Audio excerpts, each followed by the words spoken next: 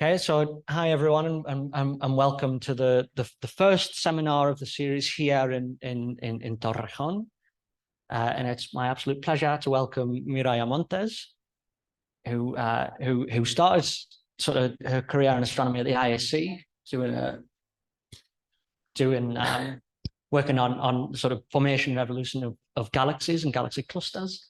And then she sort of moved to the US, to Yale, to do a postdoc there, and then the complete other side of the world to New South Wales in Australia to do a postdoc there. Probably it's me.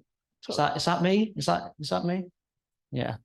So then, not content with life in Australia after a few years, she moved back to the US at the Space Telescope Science Institute, and now Mireia is currently at the IAC since June 2020 doing a research fellowship there. Mireia has recently won the Ramon y Cajal Fellowship, and she's looking for places to take that. And the CAB, we're proud to say, is one of those potential places. So if you think that your research sort of lines up with Mireia, it would be fantastic if you could introduce yourself and we could move forward with that. So without sort of further ado, I'd like for you to take it away. Can you hear me? Yeah. So thank you all for coming. My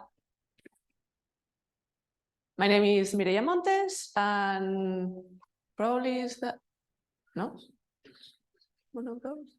Sorry. So despite of what it might seem, I really don't like moving that much, but like it's what happened. And just, for the young people, just, like you can see that you can make it, you can win the Ramon y Cajal finally. And, like you can do, there's a light at the end of the tunnel. So today, I want to talk about like the science that I've been doing for the past 9 years. Yes, 9 years, something like that, which is about the intracluster light. So I'm going to talk about how the intracluster light is going to change your life. And, like, in short, not going to change your life, but it's very interesting, as you will see in a minute. So our knowledge of the universe is biased towards the things that we can see. One of the surveys that has been like more successful in explaining our universe is the Sloan Digital Sky Survey. The problem is that with the Sloan Digital Sky Survey, the Sloan Digital Sky Survey, is that it's a very big sky, it's a very big area, so we can understand the universe in large numbers. It provided the large numbers that we needed to understand the physical process for massive galaxies, for a lot of things, but there's a limit on the survey, so it's a limit of the things that we can see. But we already knew were more things to see in the universe that Sloan couldn't see. For example, this is the galaxy M83. This is the typical image that we can see with surveys like Sloan. But then, this is an image of on the right, there's an image of the photographic plate by David Malin. It was in the 80s, 70s, 80s. And you can see that there's a lot of lights over here, and like you can see the tidal streams and all these features outside of what the central image that Sloan can provide. So there are more things to see at what. So we know that galaxies like to live in together. So you can have things like there are the groups of galaxies around 5, between 5 to 10s of galaxies, but we also have clusters of galaxies where you can have around thousands, hundreds or thousands of galaxies. So imagine for example, from here to Andromeda, instead of being like the kind of empty space that we have now, instead imagine if we have like hundreds of galaxies, you know, just in that space. That is what's it's a class. It's what we know as a galaxy cluster. Galaxy clusters are the largest structures in the universe that are bound by gravity, which means that there are very interesting places to study. So we have it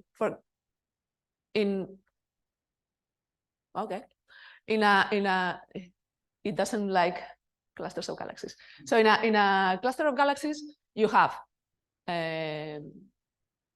galaxies, hundreds or thousands. You have dark matter, and you have 300 more times dark matter than stars, and you also have gas. So these are places, very interesting places to study galaxy evolution, because they are very dense places. I don't know what is happening. Where you have lots of galaxies, lots of encounters. So it's very interesting in the side of galaxy evolution. But on the side of cosmology, there are also very interesting places because, you know, they have a lot of dark matter.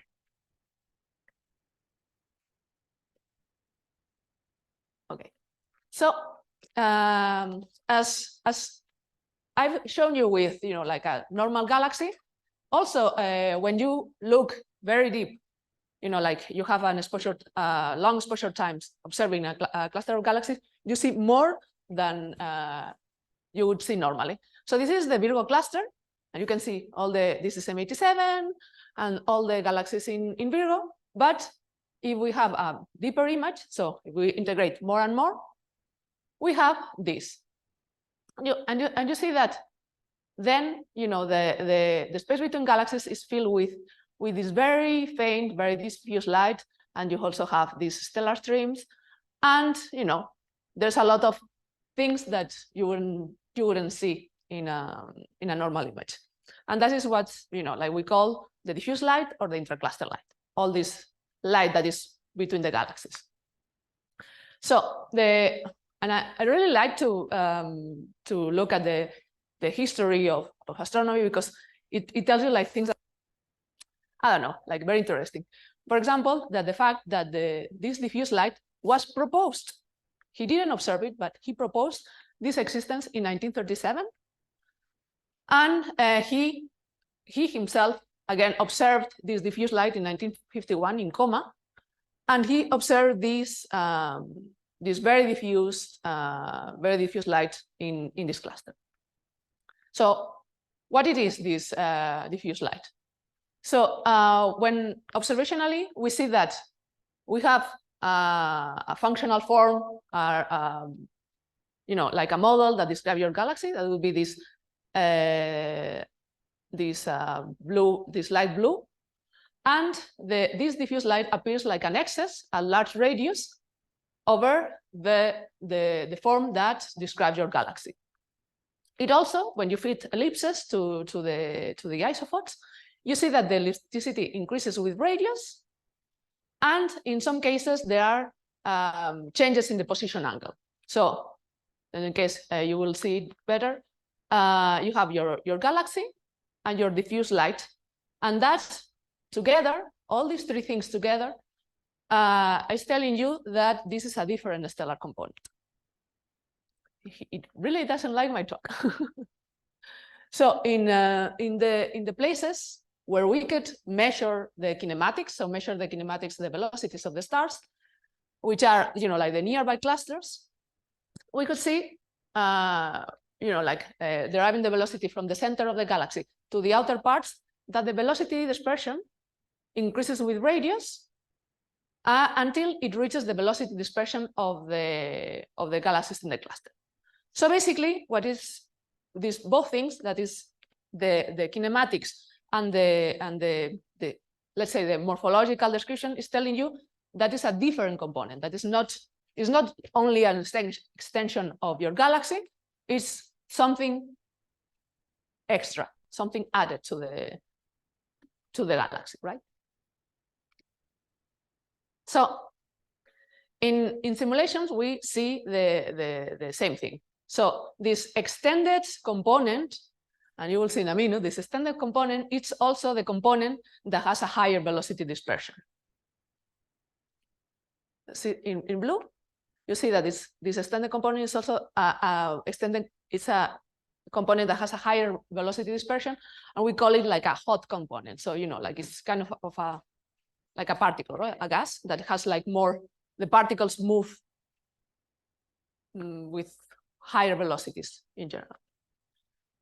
So, and that is what we know as intracluster light. So this intracluster light we normally define as stars that are not bound to any particular galaxy, but float around following the potential of the cluster. And well, we have again our image of the very deep image of our Virgo cluster, and you would maybe think where, you know, like if it's not associated with, kind of associated with the galaxy, where does it come from? Where this component comes from? And here in the image, you see more or less where it comes from. You see, you know, like these streams over here. So that is telling us that this light comes from the interactions between the galaxies and the cluster. And I think that the best way of seeing that is with a movie. So you see that while, you know, like the galaxies are merging and the two subgroups are merging, there are more stars that are released into this intracluster medium, and it ends up forming like this diffuse and extended component. So, well, you know, that is like an introduction of what the intracluster light is. But, well, and I'm gonna tell you about, you know, the properties of this light and what we know about this light. But bear in mind that we know, as I can see, I put here, that we know very little. That's because we are talking about densities of stars that are very low, so it's very faint. And problem with faint things is that we need a lot of time to see them. And well, you know, having hours and an hour just imaging a cluster of galaxy, well, you know, like people are not very keen on spending like one night just for one object. But we have some data and we know a little bit, but bear in mind that it's just a little bit. So, and this is, you know, a little bit of shameless advertising, that if you want to know a little bit more in detail about the intracluster light, I've written a couple of reviews. So, well, as I said before, this is the definition of the intracluster light. Is, you know, like it's very easy, you know, stars that are not associated to any galaxy in particular, but float around following the potential of the cluster, which, you know, like it's really nice in observations because you kind of separate between the two of them. But bear in mind that it's very faint. So we normally only have images to see this light. Beyond maybe Virgo Fornax, we only have deep band imaging, broadband imaging, sorry.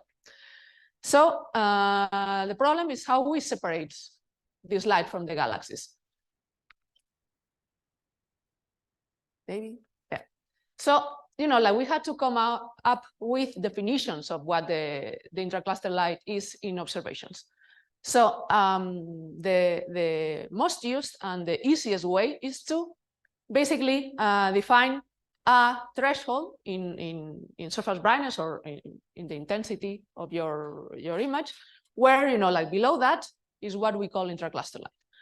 As you can see here, this is a cluster of galaxies, Abel 85, and you see on the right what it looks like when we do that. You know, like there's a cut, and below that all is what we assume intracluster light. So you see, you know, like this intracluster light centrally concentrated around the most massive galaxy of the cluster, but also you see some, you know, like there's a bridge over here to this like little group of galaxies, and all this light that is also associated with other galaxies in the cluster. The problem is that, as you can see, you have these holes that are where the galaxy is. So, you know, like the things that are in projection, you know, the amount of light that is in projection, you are missing. So, and that's why we have another definition that is basically fitting two forms, two models, to one describe the galaxy and one to describe this intracluster light. And you can see also in Abel 85, this is how it looks like. You have like the two components. Problem is that then you are missing all these symmetries and all these other things that cannot be captured by a simple, you know, 2D model. And then there are more and more recently, there are more and more pushing towards like some sort of 2D model, but for everything in the cluster. So what I call it the wavelet-like methods. But basically, so the idea behind is filtering the smaller scale. So all these galaxies and all these sources, you are filtering and you are getting like the most extended component, which then it will capture all the asymmetries and all these other things that are in the cluster. So now that we know how to define, we know how to define the intracluster light, we can see how the fraction of light that is in this component correlates with properties of our cluster, how it correlates with mass or how it correlates with redshift. Because how this fraction evolves with light or how it correlates with mass, it tells us about the physical process that produces this light. So in simulations, we see, and like all the simulations agree with that there's an onset on the creation of the intercluster light below redshift 1. So before you have like almost nothing until it reaches like around the 15–20% that we see today. However, when we go to observations, the thing is not that easy. And this is because we have different definitions of what is intracluster light. So here in gray, you see this surface brightness limit. And you see that they are more or less constant until redshift 0.5. That it's the evolution is really, really steep.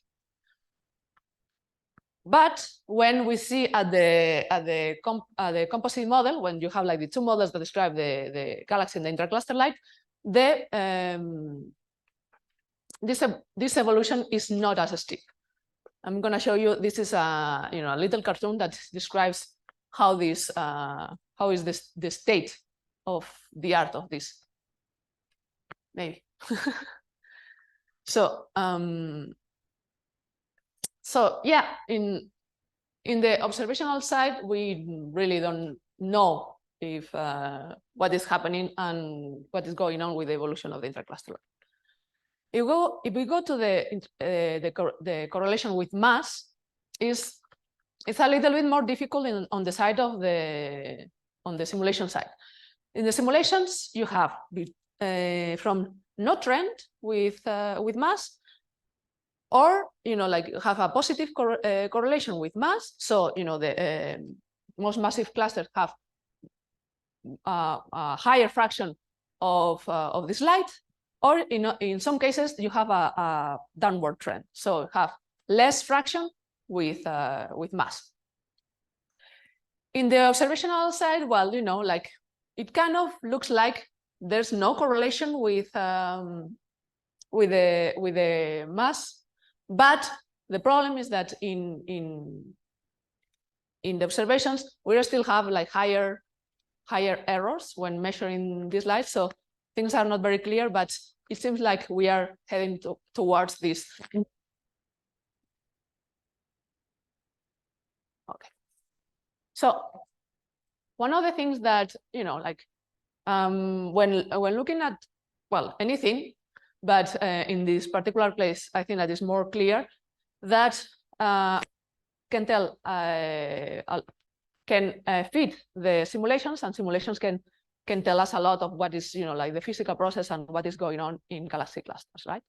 So one of the things that the simulations can tell us is how, the processes that are producing this light. So, and these processes, the ones that we have here, they have a different signature on the stellar populations that you can see in this slide. So, for example, one process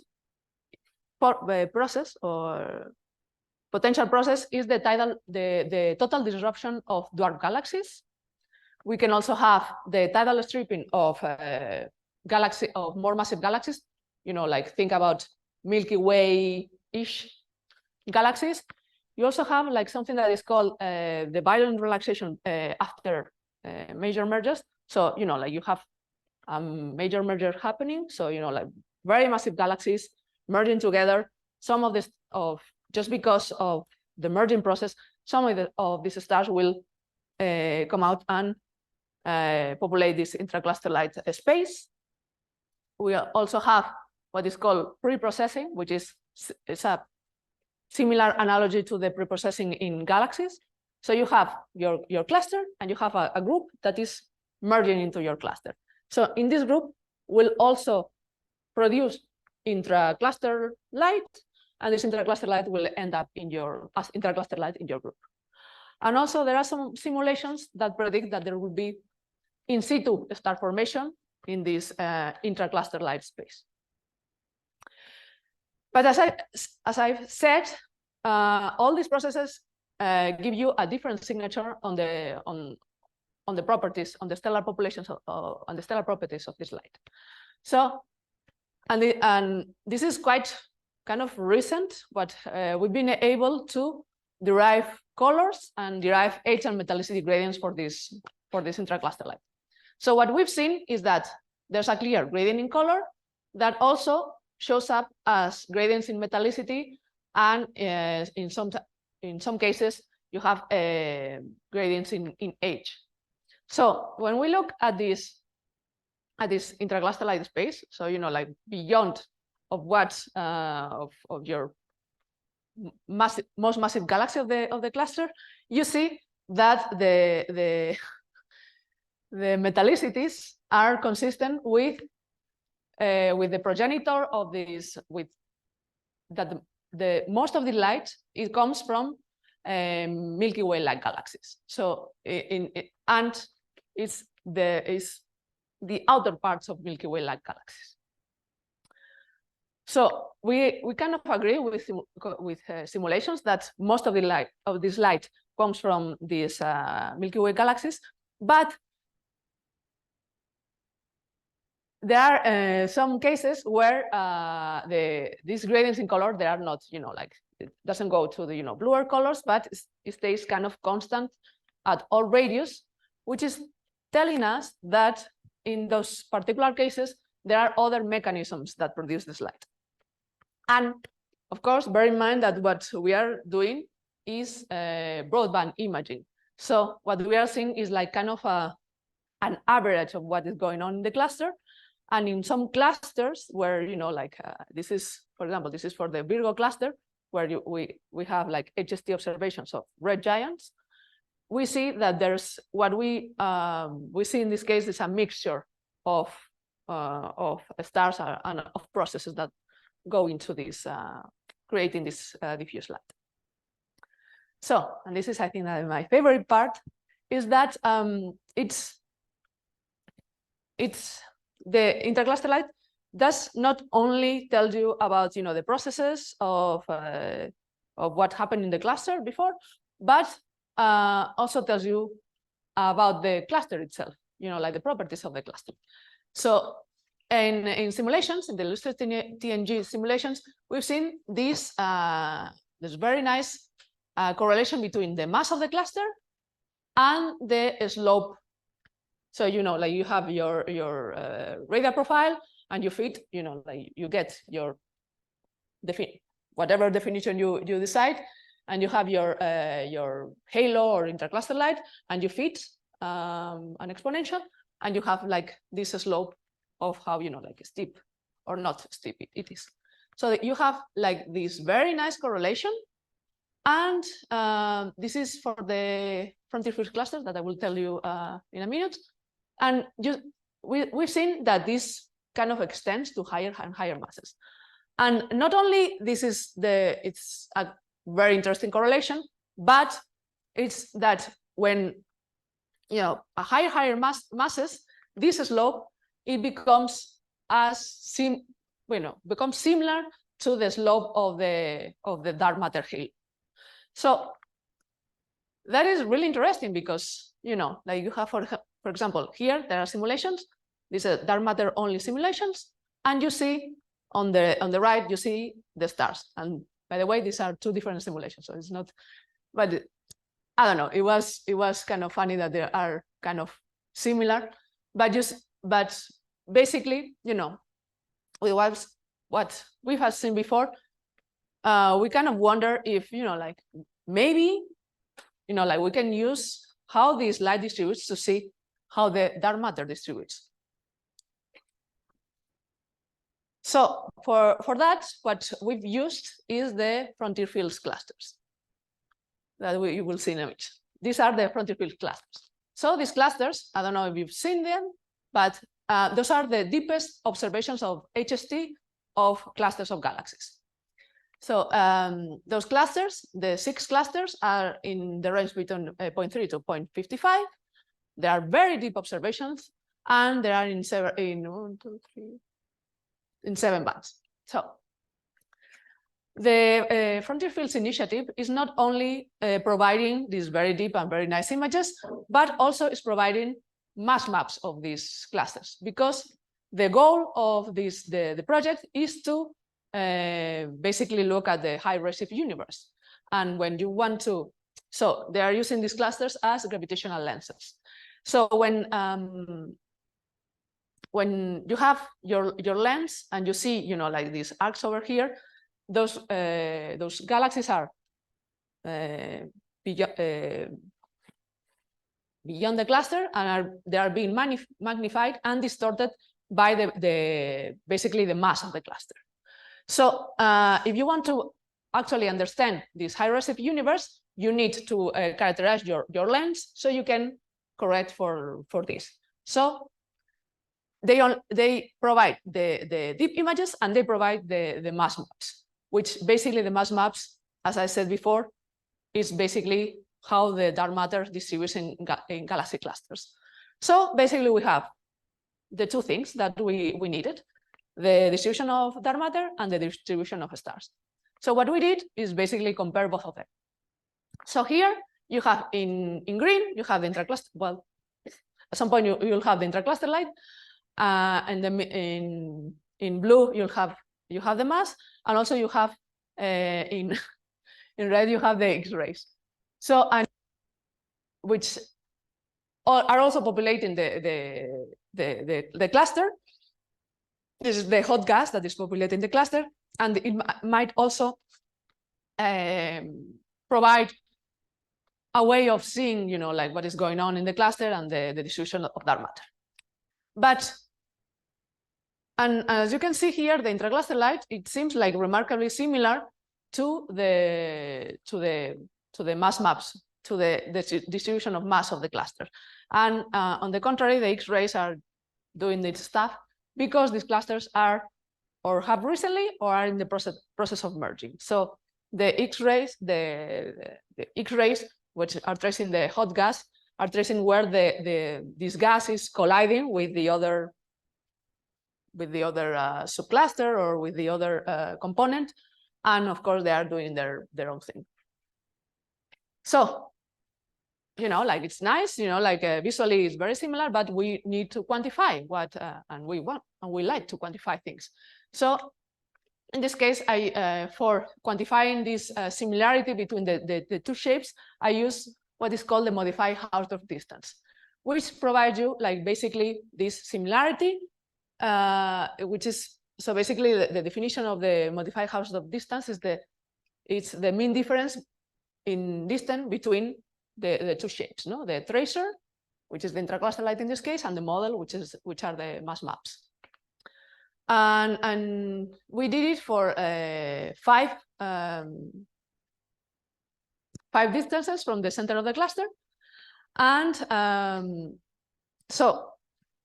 before that, I have to say that the Frontier Fields Initiative provided around 10 mass models per cluster. So we don't have the ground truth, but we have different models, and we can compare our tracer with each of the models.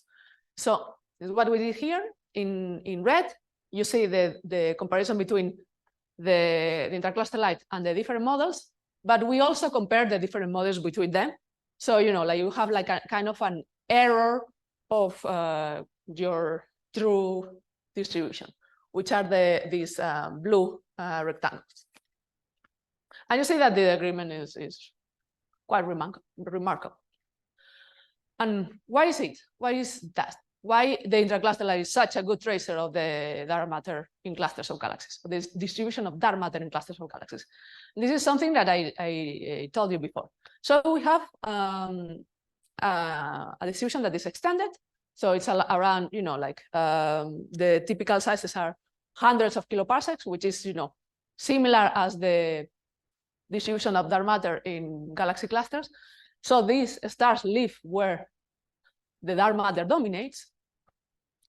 And well, yeah, so basically I told you before that these stars follow the potential of the cluster. So these two things together, that you have an extended distribution, and these stars follow the dark matter, is what it makes the intercluster light such a good tracer of the dark matter distribution in clusters of galaxies. And this is really great because basically having a deep image of galaxy clusters can provide this distribution of dark matter in clusters of galaxies. Why is that interesting? Because how dark matter distributes in clusters of galaxies comes from what dark matter is. So here we have simulations of different types of dark matter. Our friend cold dark matter, warm dark matter, and two types of self-interacting dark matter. So the dark matter particle interacts. Well, they interact with each other, and you see that the distribution, the distribution that they make is really, really different. So if we know how it distributes, it can tell us a lot about the nature of dark matter. So, and I think that is what you all came for. This is probably you all know this because you've seen it everywhere. This is the first observations of the JWST, the James Webb Space Telescope. This is the clusters MAX 0723. These are, I don't know, like if they call it at the time JWST deep fields, but probably right now it's superseded by, the deep and deep, more and more observations that we are getting from the telescope. So these the images were only 2 hours, and this cluster is at redshift around 0.4. So what we did is, and it's very funny because we Nacho Trujillo, which is the second author, and we were in a conference in Italy, in the mountains of Italy, and when we realized that the first observation were going to be the released observations were going to be of a cluster of galaxies. So we, the next day when we became available, we were downloading them like in a not very great Wi-Fi. So it took a long time, but we saw that, and this is like something that we kind of expected because the JWST is very new, and there are all the kinks are not figured out. So what we saw in the original images is that there was this gradient over here that, of course, if you want to study something that is deep, that is very net, it just kills you because it just introduces a bias that we don't want. So I went again and downloaded more images. And what we did is we reprocessed the data so we can achieve like something that is flatter, which is like something that's, like it's more, it's better for studying the intercluster line. So what we did is, we ended up with this image on the right. So this is a zoom in of the image. And then you see there are different things that you can see in the clusters. So the cluster extends, it's very elongated toward the east-west direction. And you see like a lot of, like there's a lot of structure, but no, not now. But you will see that there's a lot of structure in the cluster. You see, for example, on the right, maybe, no. Here there's this thing that we call the west loop. There are also like some streams over here and over here. And you see that it's, like even the light in the inner parts is kind of elongated. So, like we have like the deep images, we have colors. So we decided to go for it and study this cluster in detail. So we derive color profiles in this east-west direction. So, like normally we do like a radial profile, but we decided to do it this way. So we didn't dilute the signal. And you can see, like even that like the color profile has like some ups and downs, some structure that is reflecting the structure that we see in the cluster. So for example, in the inner parts where we see this elongation of this light, this what we call plumes, you see that the color profile is really, really flat in both directions. And then you have a gradient in color, but you have, for example, on the east direction, you have a bump here that is, this bump over here that is associated with this stream here, and this bump that is associated with this other stream over here. On the west side, we see this dip that is also, that's a signature of this loop that we can see here. So basically what this is telling us is that the inner parts are formed by this major merger between the galaxy, the most massive galaxy of the cluster, and this little thing over here that is producing this, because we are mixing stellar populations that are very similar, so we are creating this very flat profile. This is a 1 to 1/3 merger. And on the other parts, this is the inner parts until 100, 120 kiloparsecs. In the outer parts, what is building this intracluster light instead is the tidal stripping of kind of Milky Way-like galaxies. And this is what we have, like this kind of mild gradient with like the features that are basically the streams and the structure that we see in this intracluster light. So I think that I hope that I show you that like going deep is very interesting, and there's a lot of things that we that can tell you about the processes that went into the clusters of galaxies, or processes that are basically telling a lot about like galaxies in general.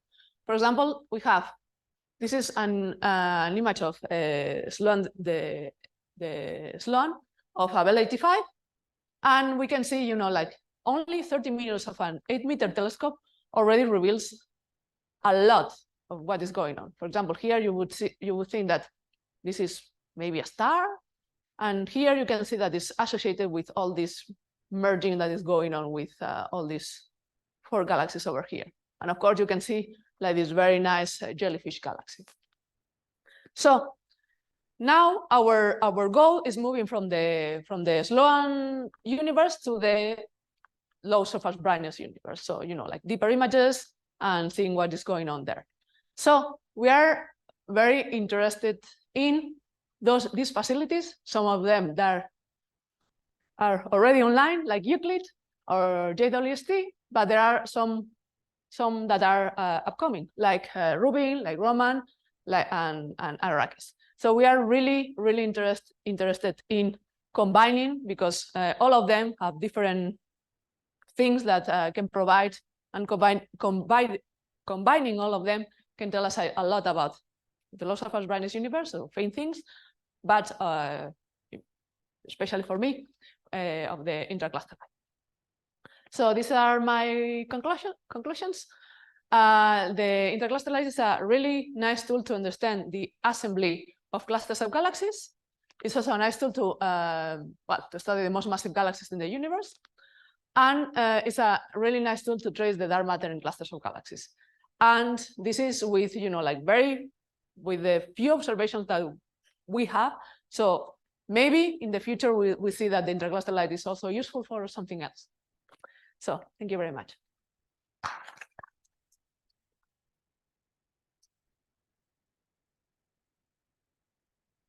Well, thank you very much, Maria. That was a really interesting talk, and you've been exactly on time. So yeah, very sorry about the technical difficulties, but yeah. So it made it more interesting. I mean, it does make it more interesting. Yeah. Adds that extra sort of, excitement level, right? Sure. Which is great. So we've got plenty of time for questions. So I'm happy to take questions from in the room first and on Zoom. On Zoom, if you want to raise your hand, and then we'll sort of sort out asking the questions from there. But to start with, perhaps we could have questions from the room. So if anyone has any questions, please raise your hand. Yeah. So I thought it was really interesting what you were talking about, the metallicity gradients of the intercluster medium. I hadn't sort of appreciated. I mean, I know in sort of local group galaxies, you tend to see that as you get sort of further and further away from the sort of spiral galaxies, the metallicity decreases. And you sort of mentioned something similar happens in the intercluster light.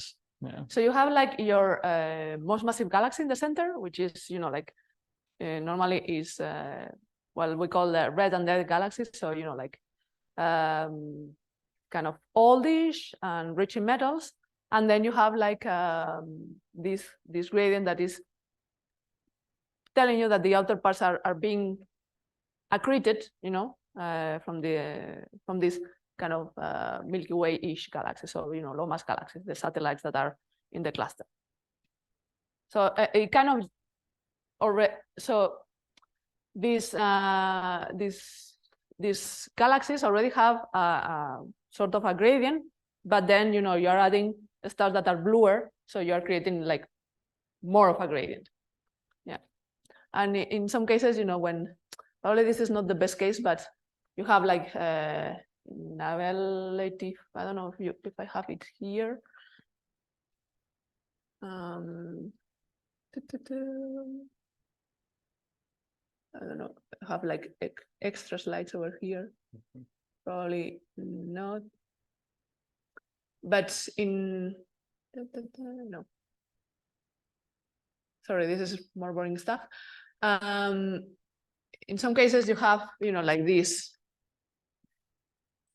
gradient, this color gradient that goes down, and it kind of in the outer parts it flattens, which is a signature that is just basically there's a lot of mixing happening in the outer parts. Probably this is not the best. And I guess actual sort of metallicity measurements are maybe beyond current capabilities. I mean, this is done. This is with the frontier cluster. So, they have like multi-wavelength. So it's a fit of the spectral energy distribution, which, like has its errors because it's broadband imaging. Having like a spectrum of intracluster lights, it's a little bit difficult. There are studies that have gone as far as 50 kiloparsecs, but like then you have like your discussion of that is that far enough or not from the, so like you still have like some contamination of the central galaxy. So it would be good to reach at least 100 kiloparsecs or something like that to actually see the intracluster light. But that is really hard. Yeah. I guess by definition, when the light is so diffuse. Yes. Yes. Yes. Let me ask. So I think from the very beginning of your talk, it was implied that the origin of the intercluster light is stars, and well, in the cluster you get rid of a lot of stars in all the interactions and all that, right? Yes, I didn't mention that. It is so basically, yeah, it's the interaction between the galaxy and the cluster that liberate these stars, and they go into this. My question is, well, if you're in a cluster with massive galaxies around, there was probably a lot of dust before in the galaxies, and the dust must go somewhere, maybe expelled, most probably expelled to the intercluster light. So could there be, and is there any work that has studied the possible origin of scatter light, the intercluster light coming from a scattered light from stellar emission that comes from the galaxies that is scattered by the huge amount of dust that could be present in those huge volumes? No, we basically assume that there's no dust. So what it comes is all the stellar. Yeah, we only assume like kind of like basically the extinction from our galaxy, because it's really hard to know what is going on there in detail. So we are assuming that there's no dust, which is, it's easy.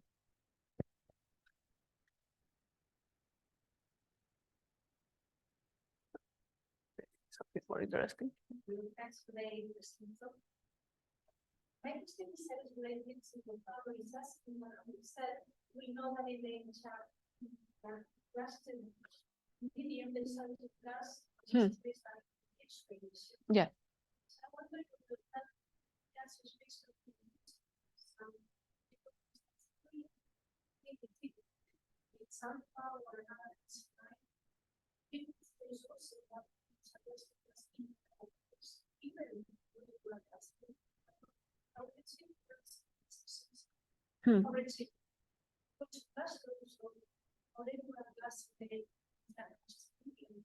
That would give information if there is gas, the possibility that there is gas. So far we haven't, that I know of, we don't have that deep images of like emission lines of H alpha, for example. So maybe that's a way to do this, to understand more and more, especially like when I say that there are some simulations that predict that there's star formation in situ there. But yeah, we still don't. Yeah, we still haven't. The problem is that we are dealing. It's something that I haven't gone into a lot because it's kind of boring. Is the data because the data reduction is really hard. So and because we try to get all the photons that we can. So doing narrowband imaging is a little bit. I mean, it can be done, but it would require a lot of time.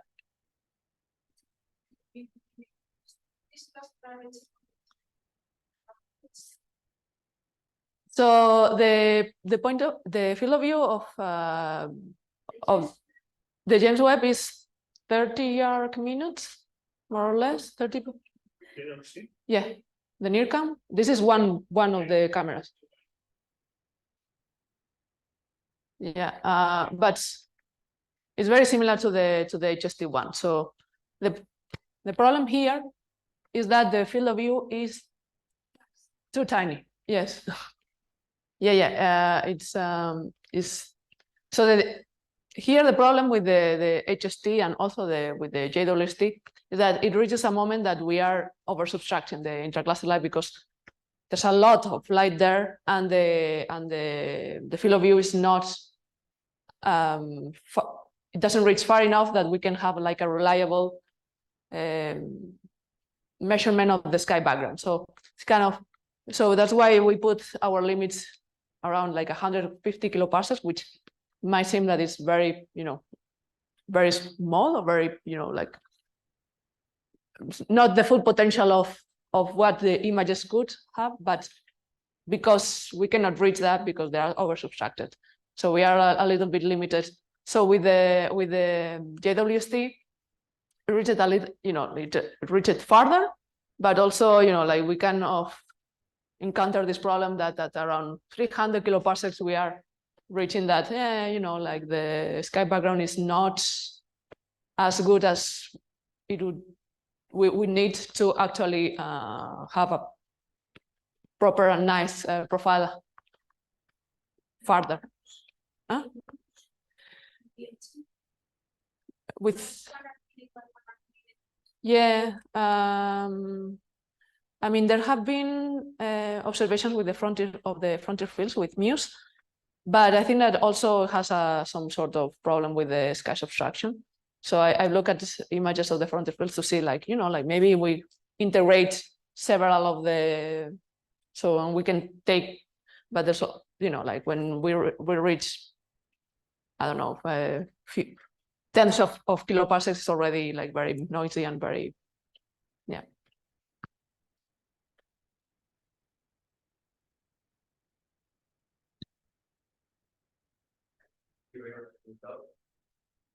So this is when the galactic clusters interact, they form this intercluster light. Yes.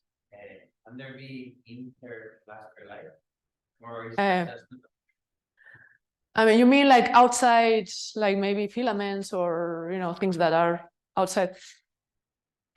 Maybe, but I'm not sure if we are gonna be able to detect that because maybe it's too faint. I don't know. We will need a lot of that telescope time. If you have, like a large telescope and you want to give me the time, I will be very happy. Okay, we've time for probably one or two more questions. If anyone wants to ask anything, or on Zoom, do we have any brave people on Zoom?